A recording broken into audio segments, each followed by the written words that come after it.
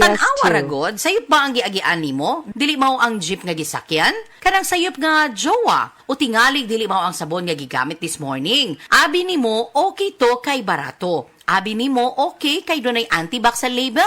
But the truth is, can your antibacterial soap really protect you from germs? Tungod kay kundili, adunay consequence. Adlaw-adlaw kang exposed to 10 harmful germs. Bisan diin, naara na sa wet section sa merkado, sa lingkuranan sa DRPS2. pag-commute, bisan sa kusina ninyo, o labi na gyud sa phone screen nimo. Para likay sa consequence, use Safeguard with complete 10 germ protection that targets and protects from 10 harmful germs. Plus, 18% more bar na from 55, now 65 grams. Pero same price gihapon ni based on SRP. Mas gipaayo, mas gipasulit versus previous formulation. Busa ayaw nagsaypa ha? Sayop nga choice sa jowa o sa high cute man na. DRPS2. Pero sa germs, delikado. Busa, always use Safeguard. Better safe